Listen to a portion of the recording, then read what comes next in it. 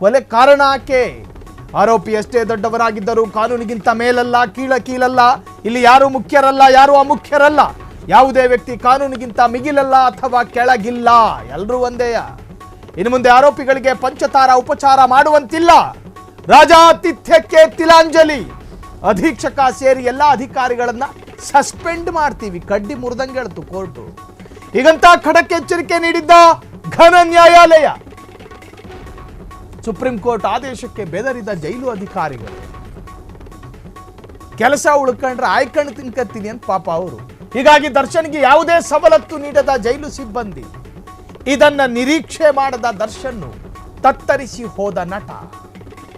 ಹೀಗಾಗಿಯೇ ದರ್ಶನ್ಗೆ ಈಗ ಜೈಲೆಂಬುವುದು ನರಕವಾಗಿದೆ.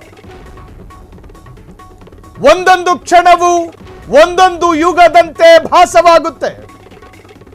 ಹೀಗಾಗಿಯೇ ತೊಟ್ಟು ವಿಷ ಕೊಡಿ ಎಂದು ದರ್ಶನ್ ಕಣ್ಣೀರು. ಜೈಲು ಅನ್ನುವುದಿದೆಯಲ್ಲ, ಮೇಲ್ನೋಟಕ್ಕೆ ನಿಮಗೆ ಯಾರೋ ಸಿನಿಮಾದಲ್ಲಿ ತೋರಿಸ್ದಂಗೆ ಸೆಟ್ ಆಗೋವರೆಗೂ ಮಾತ್ರ ಅಲ್ಲಿ ಕೈದಿ, ಅದಾದ ಮೇಲೆ ನಮ್ಮ ಮನೆ ಇದ್ದಂಗೆ ಅಲ್ಲ. ಮನಸ್ಸು, ಆತ್ಮಾಭಿಮಾನ, ಸ್ವಾಭಿಮಾನ ಎಲ್ಲ ಇದ್ದವನಿಗೆ ಅದು ನರಕನೇಯ. ನಿಮಗೆ ಹಸಿವಾದಾಗ ಊಟ ಕೊಡೋದಿಲ್ಲ, ನಿಮ್ಮ ಹಸಿವಿನ ವೇದನೆ ಕಡಿಮೆ ಆದಾಗ ಊಟ ಬರುತ್ತೆ. ನಿಮಗೆ 9 ಗಂಟೆಗೆ ತಿನ್ನುವ ಹವ್ಯಾಸ ಇದ್ದವರಾಗಿ ಜೈಲಿಗೆ ಹೋದ್ರೆ ನಿಮ್ಮ ಕಣ್ಣು ಮುಂದೆ 6 ಗಂಟೆಲೇ ನಾಷ್ಟ ಇರುತ್ತೆ. ಎದ್ದು ಮುಖ ತೊಳ್ಕೊಳ್ಳೋದ, ನಾಷ್ಟ ಮಾಡೋದ.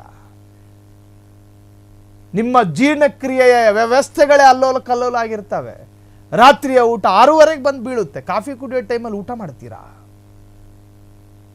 ಮನುಷ್ಯನಿಗೆ ಸ್ವಾಭಿಮಾನ ಇದ್ದವನಿಗಂತ ಅದು ನರಕವೇ.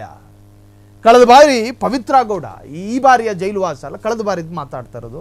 ಕಳೆದ ಬಾರಿ ಪವಿತ್ರ ಗೌಡ ಜೈಲಲ್ಲಿದ್ದಂತಹ ಸಂದರ್ಭದಲ್ಲಿ ಅಲ್ಲೂ ಕೂಡ ಆಕೆಯ ಶ್ರೀಮಂತಿಕೆಯನ್ನು ತೋರ್ಪಡಿಸ್ತಿದ್ಲಂತೆ.